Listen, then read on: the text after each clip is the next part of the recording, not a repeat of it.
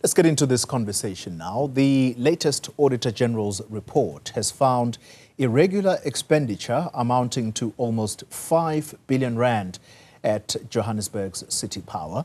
It says the utilities management could have prevented this but failed to do so.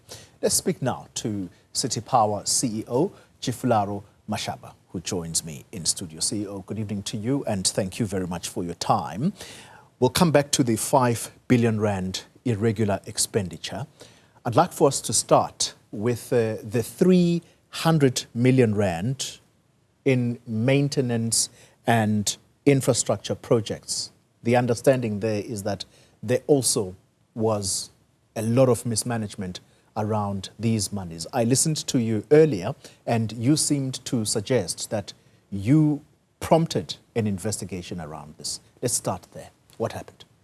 Firstly, good evening to yourself and to the viewers at home. So with the 300 million rand, we get about 1.2 billion rand per annum for repairs and maintenance across the city. So in this case, our budget was being depleted before the financial year ends, which is June.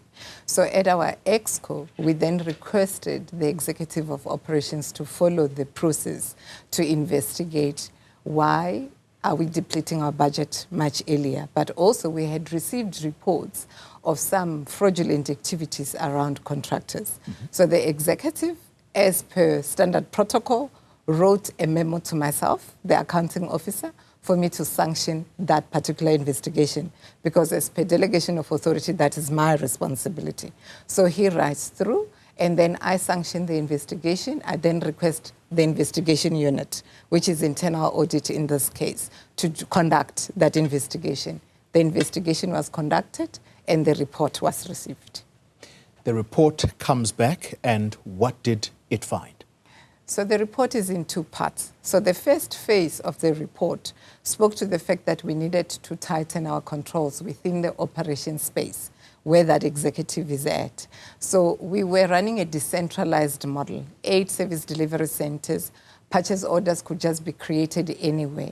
So it meant we didn't have good oversight. So what we did was to go according to the recommendations of audit. We centralized all of that into one space so that we could then have oversight. Then the second phase of the investigation was to then look at, was there any wrongdoing on our employees? Yeah. And was there any wrongdoing on the contractors' part? That report has also come back to us, and we're actually acting on it. It indicated that 15 of our employees did not follow process. They were actually negligent in their activities that then resulted in us paying for something that we shouldn't have paid, or we didn't then follow the right rotable process, which means you remove an old mini-sub, it must still come back, even if you're installing the new one, because we must account for it.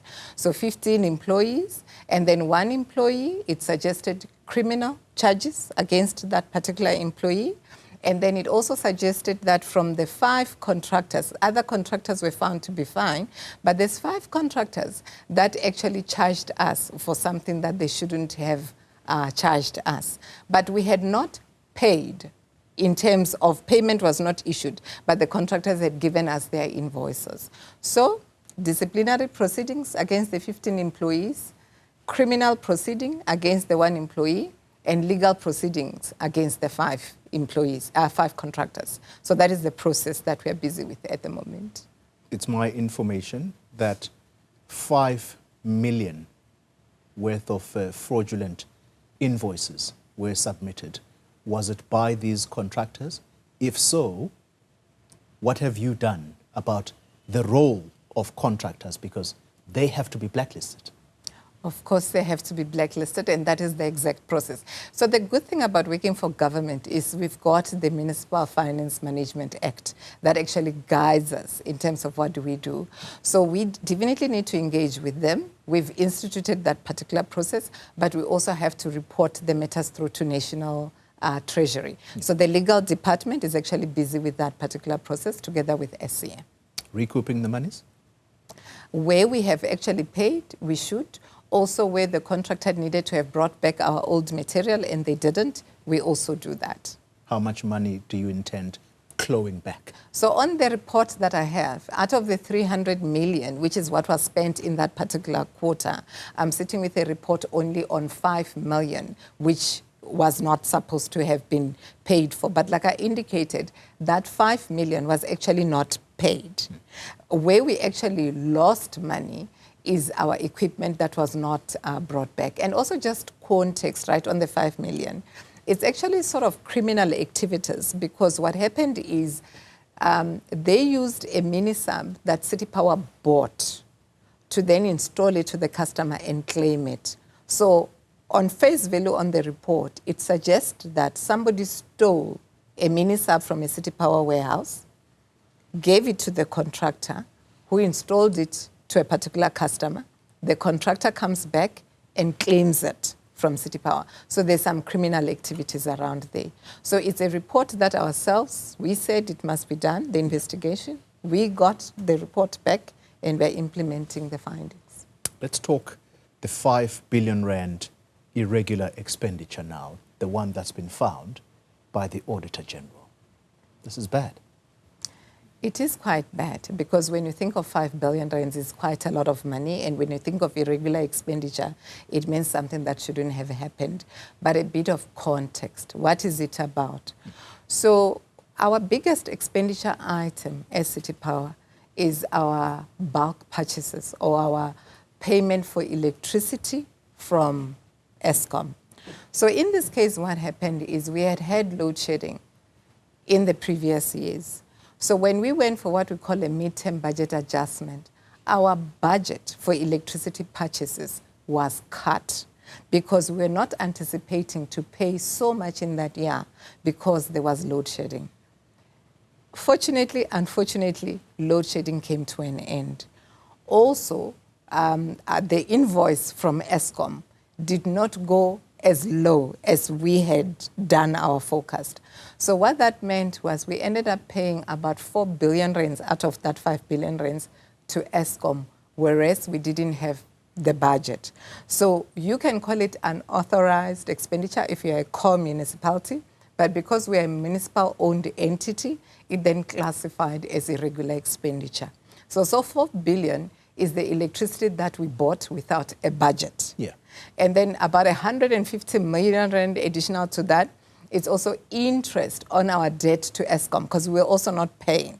So a good 4.2 billion rand of it just has to do with our expenditure to Eskom. Yeah. Then you've got another 400 million or so, which is assets that we received, which is from the province. That money, again, we spent it, but it was not in the budget already, although we received the money. So it gets classified as irregular expenditure. So in a nutshell, that's what it's about. A technicality from your point of view in as far as the Auditor General and how she sees this in her books. Correct, but something that must be managed. We must make sure that our budget meets whatever it is that we are forecasting. So we should have foreseen it and we should have prevented it. Final question. The understanding is that City Power would like to take the billing element from the city, from the municipality, and you do this yourselves. But you have mentioned above, your oversight mechanisms are found wanting. The Auditor General talks about internal control deficiencies. How would you be able to do this with these issues that you yourself are admitting to? So part of the losses that we've been making, which is what the AG is finding us to be on the wrongdoing of, is actually the fact that we do not have revenue completeness. We do not have revenue accuracy. So if you look at City Power before 2010, City Power was in control of its billing, and most of these problems did not exist. We then took a decision as the city in 2010 to take billing to City of Johannesburg and leave the entities with just the metering aspects. If you look at the 15-year picture, you start seeing how so much went wrong. The regression is crystal clear. We couldn't now bill. There's a high number of estimated bills we give customers. The collection is low. So the city manager then took a decision this year in February to say, for what we call single point of management accountability, allow the entities to do billing. This is in line with what the AG would like to see. Yeah. It's in line with what National Treasury would like to see. We currently run a very fragmented process that makes accountability very difficult because you find the entity blaming the city blaming the entity. So if you house this and you provide a single point of management accountability, you can hold City Power fully accountable. Chief Laro Mashaba, I'd like to thank you very much for your time. I think a longer discussion is probably in the offing here. There are lots of issues I'd still have loved to quiz you on, but time is against us. Hopefully, I can invite you back. Of course. That's an agreement on air. Yes. City Power CEO Chief Laro Mashaba, thank you very much for your time. Thank you. All right.